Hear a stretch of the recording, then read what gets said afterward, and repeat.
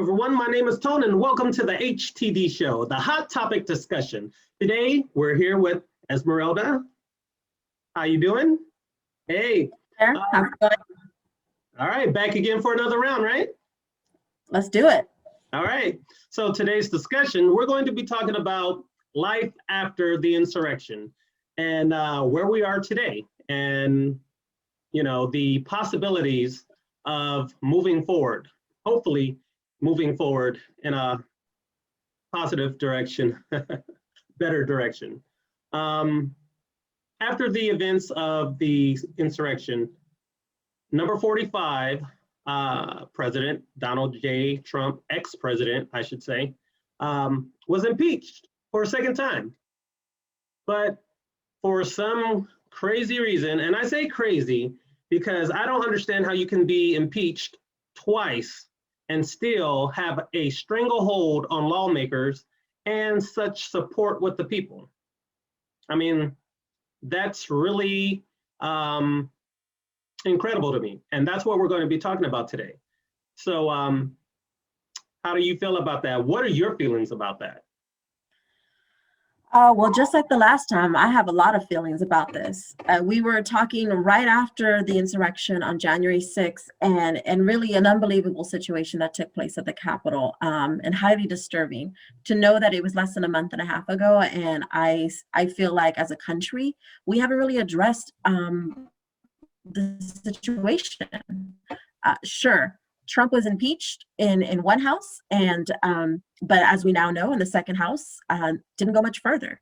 And even though we have a new administration, and the administration has been moving forward with a lot of different changes, including trying to reverse some of the things that Trump had put into place, there is still the pending what is going to happen. People are still being rounded up from what happened in that day. But when we look at the way they're being treated, when we look at what the next steps look like for ex-President Trump, as well as the individuals that were taking place, that it doesn't feel like there has been any sense of I was going to say closure. Closure is not the word I'm looking for Consequence.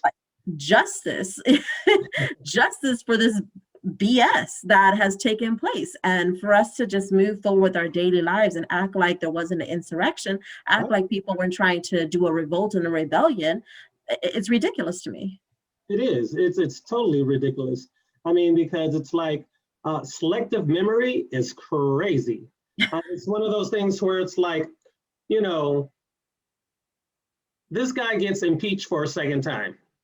Now, I was about to say I understand if they had an issue with the first time. I really don't, because, you know, I have my own views about that. But for his supporters, if they say that, like, for instance, you know, ever since he got in office, they've been trying to get him out, and, you know, they had it in for him, and you know, so they dismissed the first impeachment. Okay, but the second, how can you mess up that bad twice?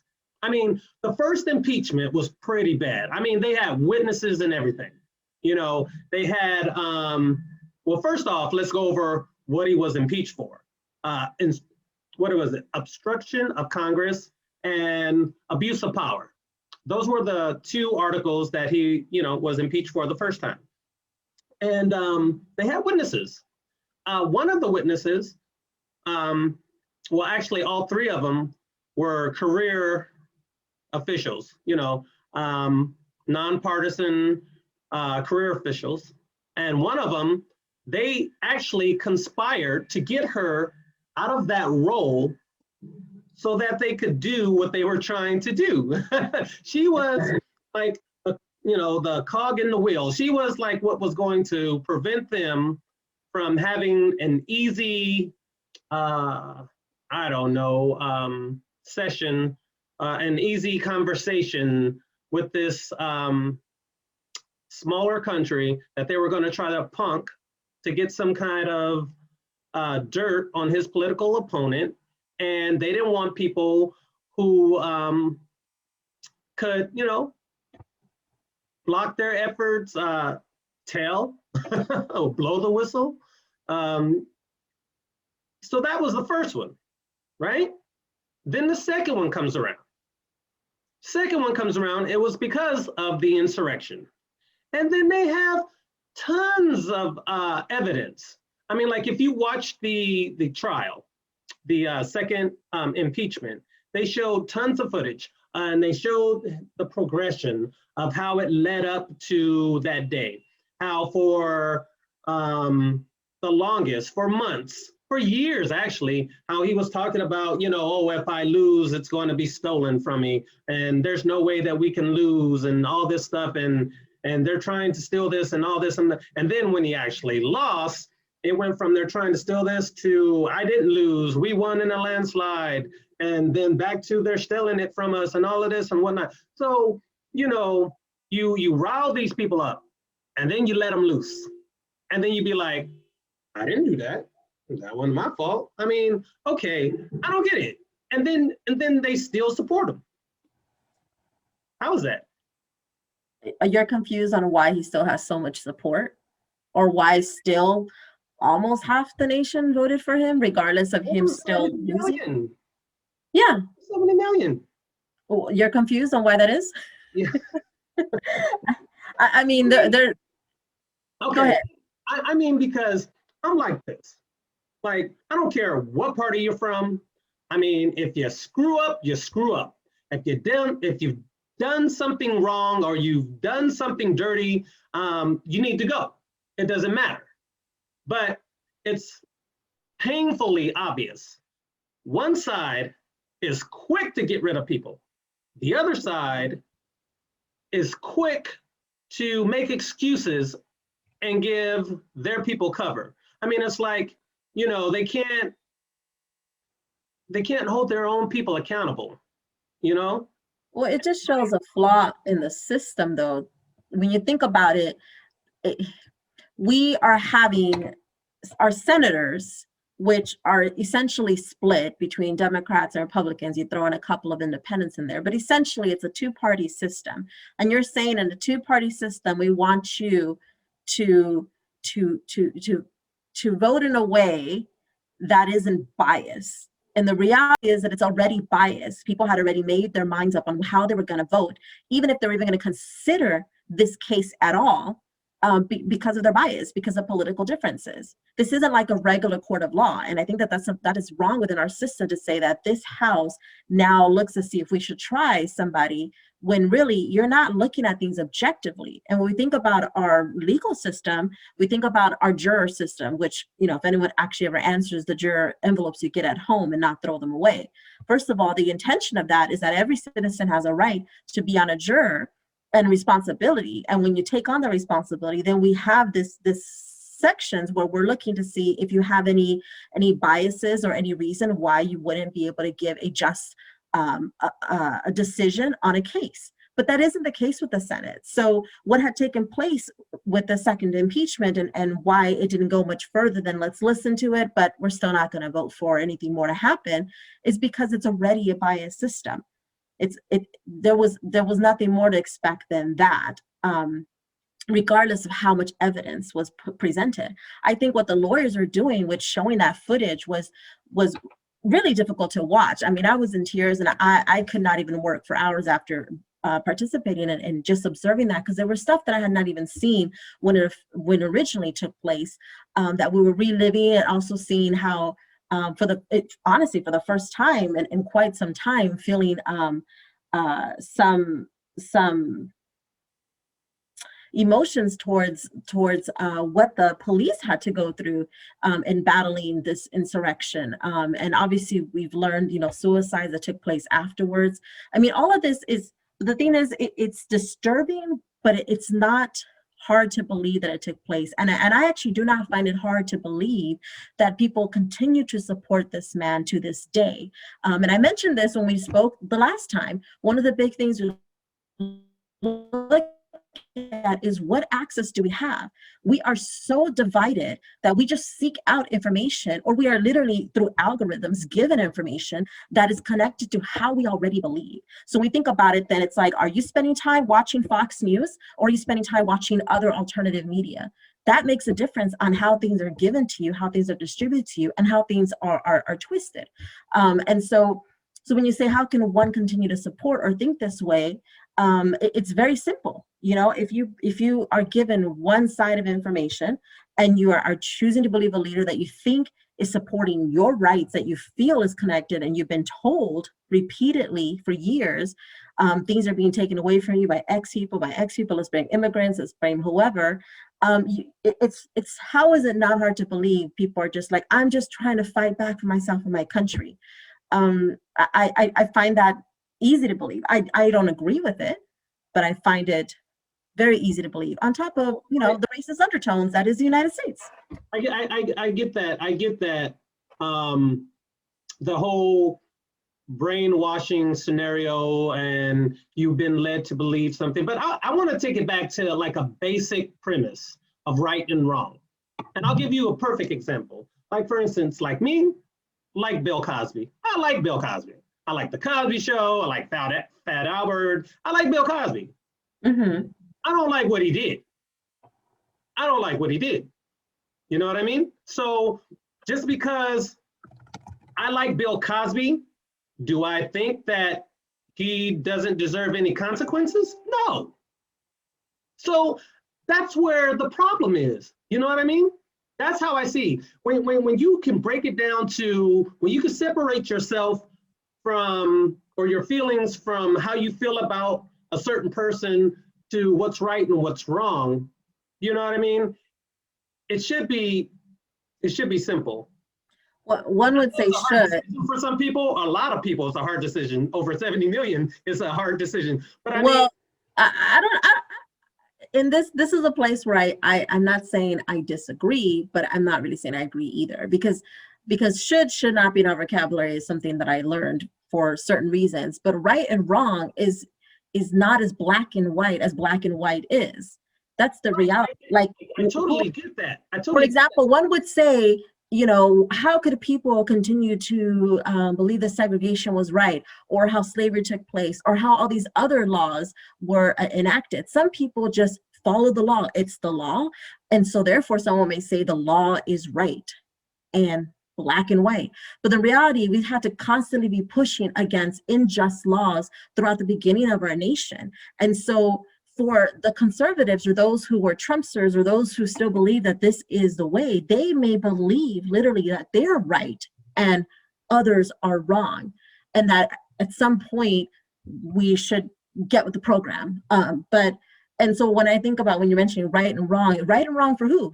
How do you define what's right and what's wrong? Do you go to the Bible? Does everyone believe in the same Bible? Do you go by laws? Laws have been unjust. And what I mean by that, like I said, we're taking it back to a very basic premise. Now, when I say right and wrong, okay, most of us agree. If you steal something from somebody, that's wrong. You know what I'm saying? Most of us agree that, right? Yeah. I'm talking about on that. That's in my circle. I'm talking about on that simple level right there. Okay, there's a whole lot of other people that have another way of thinking, but we're just gonna keep rolling with that. Okay. So, right and wrong. There's just some things you just can't justify. I'm sorry. I'm like if they have you on tape stealing from a store, you're busted. That was wrong. They got the evidence. I don't see how you can be like, he wasn't wrong. Oh, now I can understand, like, maybe he was stealing because, I'll give you the benefit of the doubt. Let's say he was stealing to feed his family. Okay. The cause was noble. That was a noble cause. The act was wrong. Right. So. Oh yeah. So when I hear people say, well, that's what they believe, they really believe. Okay, so just because you believe that that's wrong, you are ready to like torch the country. And forget whatever laws that we have on the table that everybody else has to abide by. You're going to push all of those aside for what? I think that's a big thing, is what is the cause? Was the cause we want Trump because we need this dictator because he's feeding into what I need? Is the cause the racist undertone that I believe it is for a white cause, thinking that minorities are taking over and ruining our country? What is the cause? As far as my understanding is, there is nothing just about this current cause, which made the insurrection something that we should continue to not ignore. We should continue to criminalize anybody and everybody who has been a part of that.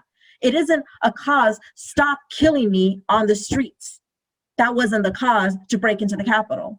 The cause was, let's keep this man who has been pushing down every other person that doesn't look like him, and let's try to see how we can keep him in office unjustly. Like, this isn't a just cause. So in that sense, I very much agree with you. And one would say, well, right and wrong, clearly I disagree that was a right thing to do. It is completely wrong in my lens. It's just a matter of like, who are we speaking to and who are speaking to them? And at the end of the day, I really feel like one of the larger issues is we have been more polarized than ever. And I think it's even before Trump came into office, we became more polarized even when Obama was in office, because there was a lot of people that were very unhappy with his place there, including the last president-elect, who was on this whole, he's not even a citizen thing, just really just dismissing him as an individual to begin with in this country and his right to be president. And so I think this is just a longer conversation that's ongoing. Like, what is our end goal here as a society and as a country?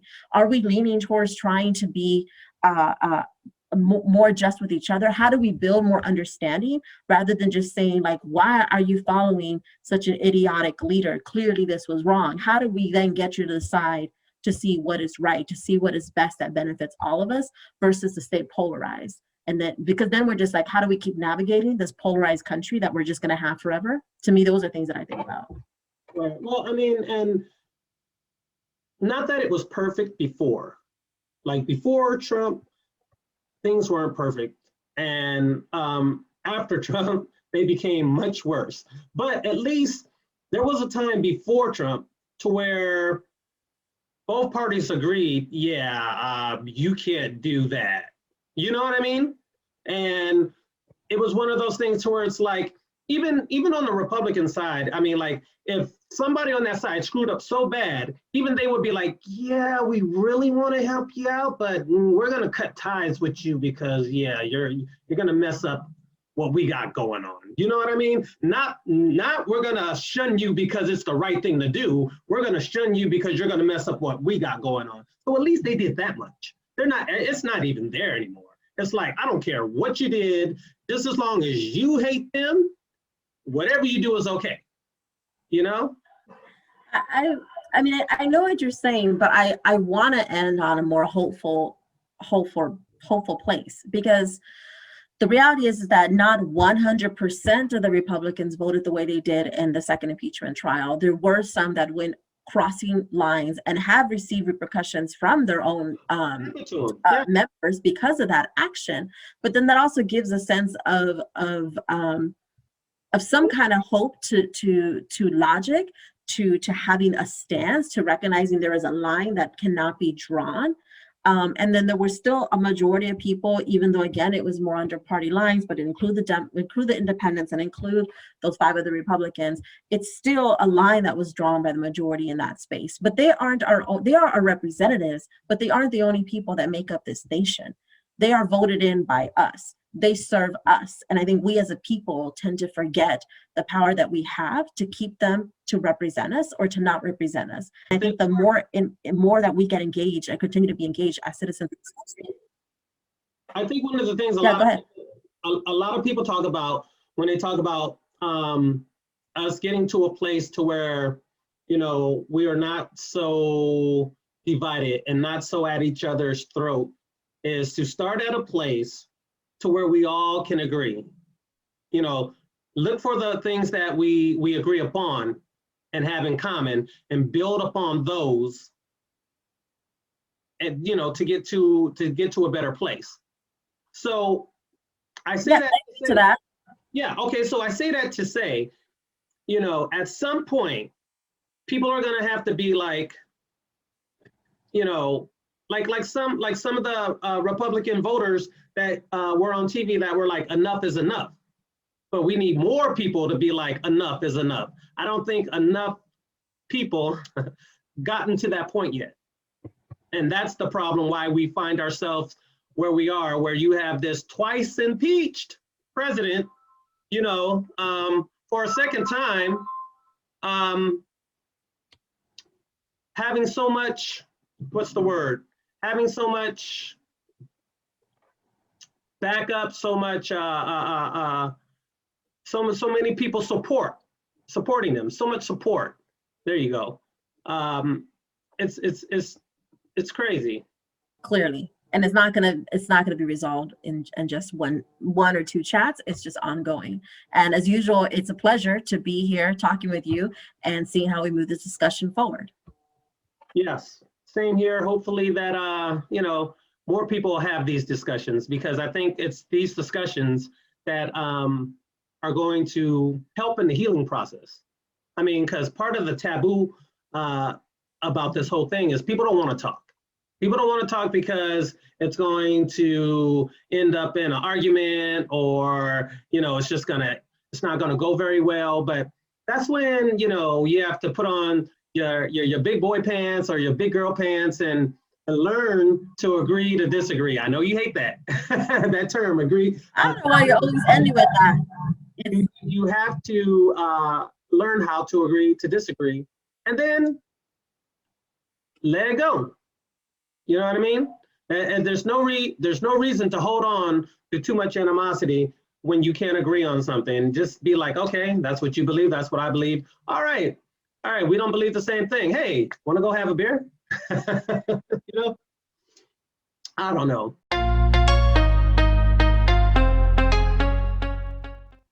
All right, we're back here at the HTD show, second segment. We're going to be talking about what's going on in Texas right now. We're going to be talking about Ted Cruz and how he thought it was a great idea to take a vacation in the middle of a natural disaster. So, state of Texas, it's having one of the worst snowstorms, natural disasters that they've had in I don't know how long, they say.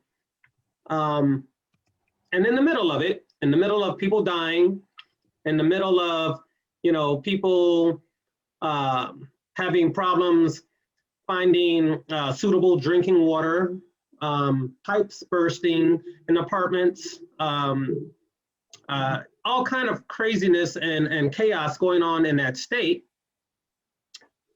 One of their representatives decides, you know what? I don't like it here right now. And decides to go on a trip, take his family on a trip. And then he gets busted. And I encourage you to go look at the footage, go Google it, bring up your favorite news source, unless it's Fox, because it'll probably be edited, or Newsmax, or one of those places. If that's what you watch, that's fine. I just encourage you to find other sources of information as well. But he changed this story at least like 2 times, maybe 3, So how does somebody have the galls to do that? You know what I mean? I mean, you're in the national spotlight. This is your state, not anybody else's. This is you, Texas, this is you. And you're like, hell no, it's cold in here, I'm out. And like that wasn't gonna be a problem. Like nobody was gonna take issue with that. Even though people went without power, electricity for like a week, They can't, they can't find suitable drinking water, and you're like off to a resort. How do you feel about that? I think you feel like most people feel right now. Disgusted. I would probably start with that, but it's just a really sad situation. Just like it's sad on top of sad, right? One thing I want to note is that we're still in a pandemic. There's still a virus out there that is causing pain and suffering to families all across the nation. And then we have this massive storm recently that has impacted many states, but Texas in particular was hit in a way that they were just completely unprepared for. And some of our major cities have been really struggling, just like you said. No water, no heat, no electricity, and really no access to resources. Pipes are frozen over, and we just learned, and many of us did not know, that Texas has this whole electric grid line that is completely different from the rest of the United States, because they wanted to avoid federal regulation, and then learning how it had not been kept up to deal with situations like this. This also goes into environmental issues and how we keep saying, we are not impacting the environment, but our weather systems have been getting stronger and stronger and more harsh throughout the years, the cold and the global warming. And so this is another impact of that. And there's a lot of things there. And so Ted Cruz is just, for those who don't appreciate his politics or his position on anything, really, are just going to be like, well, what do you expect? What do you expect with someone like this? They're going to say what they need to say to please their base or to please themselves, whatever's going to make their position better. But at the end of the day, it just kind of shows a bit of his true character. Sure, you had a vacation plan. Sure, was there a plan for your family? Maybe you are telling the truth that I was just escorting my daughter and her friends over and I was going to be right back. If that was the case, why not even address that before you take off? From the right there. No.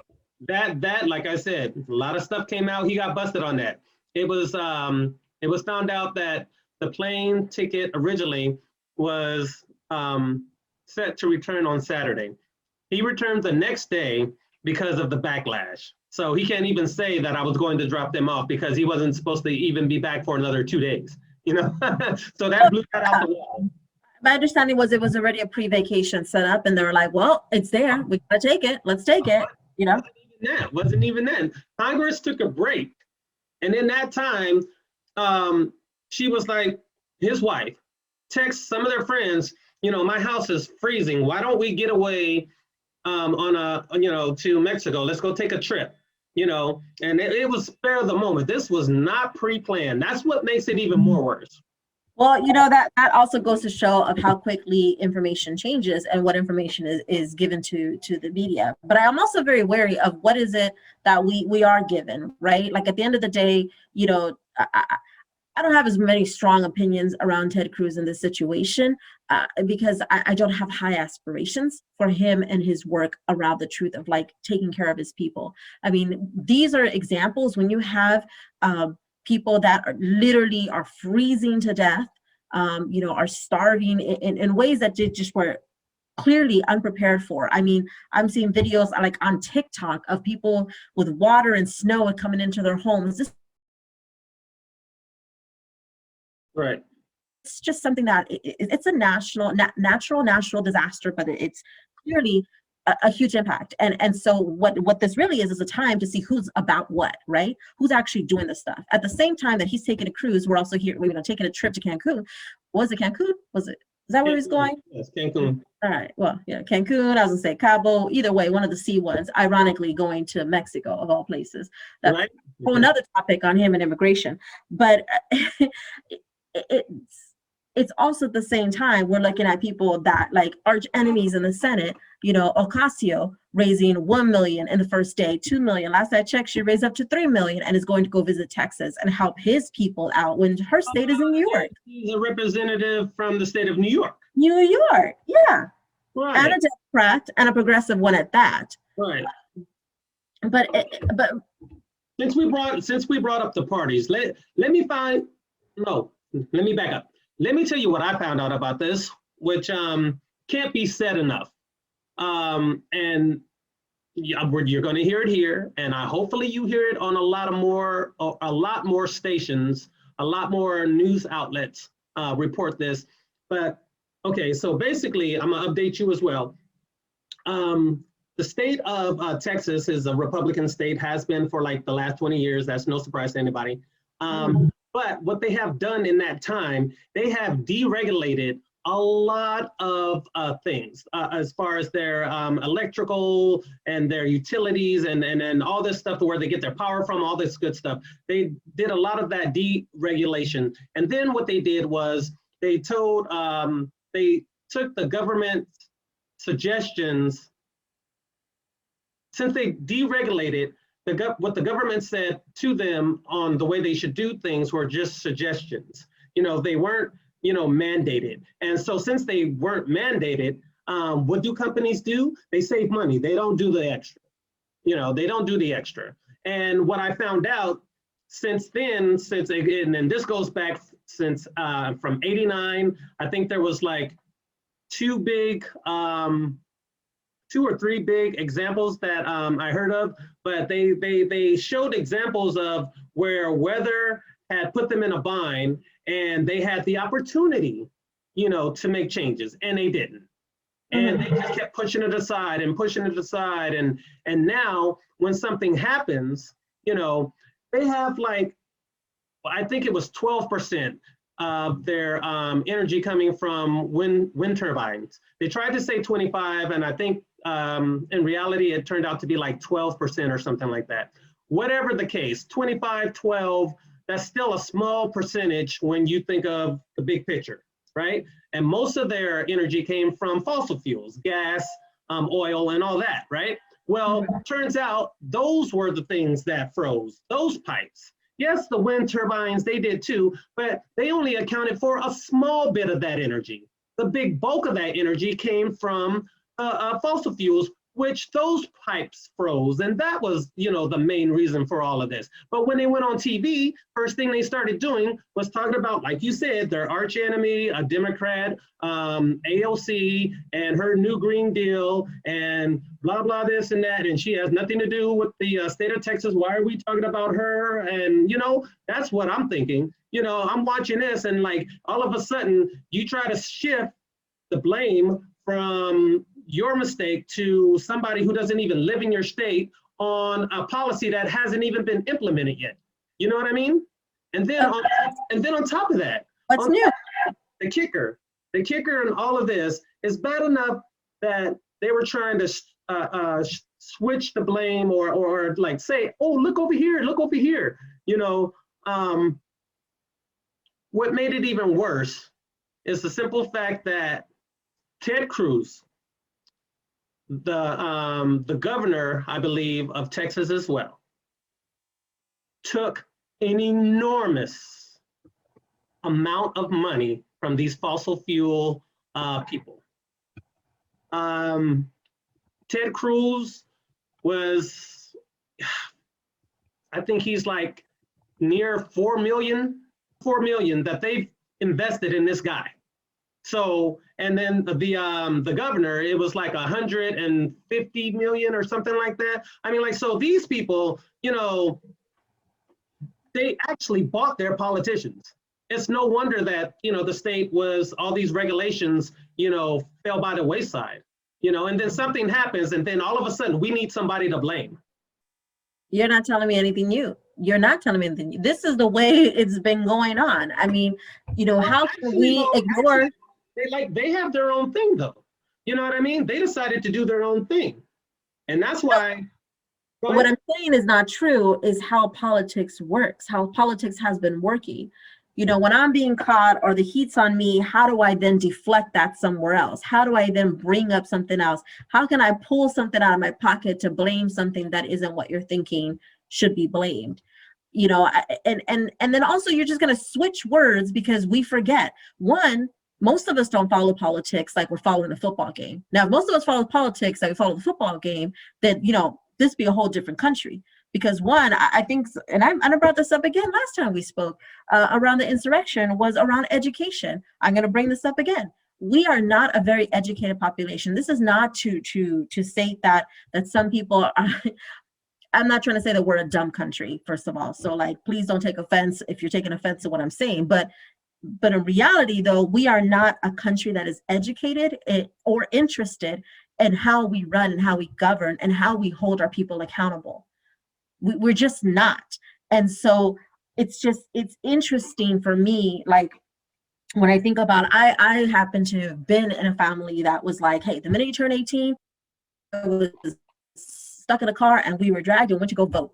Like voting was something that I was told was something that was necessary. But it wasn't just that. It was like, who are we voting for? What are we voting about? And how do we hold these people accountable? To the point that I was even interested in politics for a time myself, for a very, very small time. But because I knew that these were ways that shit was getting done, excuse my language. But people may say, oh, politics doesn't, impact me, or I don't care, they're all frauds or whatever. At the end of the day, yes, in some way, a lot of them are frauds, but a lot of them are in a position of power that makes impacts on our everyday lives. And so our water, our electricity, our gas, our systems, our infrastructures are connected to the politicians and connected to the people that have access to power and money to make sure that we are safe as a country, that we have the right things to make sure that when a huge storm comes in, our stuff doesn't freeze over. And if it does freeze over, that we have a clear system of how we help our community. But these are just signs of the flaws in our system, because as you pointed out, they're bought out by the big money, right? And so if all this money that's coming from one industry is saying, hey, we're just gonna help your campaign, give you this, and just don't worry about like having us regulate and update our infrastructure, it's all good here, it's like, what's a little rain in Texas? It just isn't the case. But I think I'm just overall frustrated. It's like, again, I want to be hopeful, and yet I'm still frustrated. At the same time, the hopeful piece of it is that I find that one good thing that ex-President Trump had provided in these 4 years was energy around interest in what the F is going on with our government and our system. Like truly people actively saying, what the F is this? People actively stepping up and taking over people's positions, people holding others accountable, people saying, no, that law isn't just. And I saw more and more of that that took place during this last administration than ever before in my short lifetime. And I think that's one thing to think about when we go all the way back to someone like Senator Ted Cruz taking his little getaway and then being like, oh, why did he come back? The positive is why he comes back to look at it, is that people were up on his ass saying, what the F are you doing, man? You're making Republicans, you're making us look bad. Democrats, Texans that all hold guns. Shoot, I'm surprised his life isn't at threat. Be like, oh, okay, let me get this straight. Like, my gun still works even though if I don't have power. Like, how are you just going to take off on us? Like, people holding him accountable is the reason he came back. And that is actually how our system needs to work. And now it's like, what is he doing once he gets back? Well, I'm just going to say that you brought up something that is a big point. You alluded to, when you were talking about us not being, or us not being smart, or not being smart, but not being, I would put it in terms of, I wouldn't say we're not educated or not being smart. I would say we're not invested in the political system as much as we should be. And I think it was set up that way. I think you have people, their whole thing is to confuse and dishearten people to the point to where they don't care about politics. Because if they could get you not to care, then they can do whatever they want. And that's exactly what happens. They got enough people saying, oh, well, they're all lying anyway. I can't believe anything they're saying. And then they tune out, and then you get some kind of funky law. You're like, how did this happen? Well, you tuned out. That's how that happened. But how did that happen? Yes.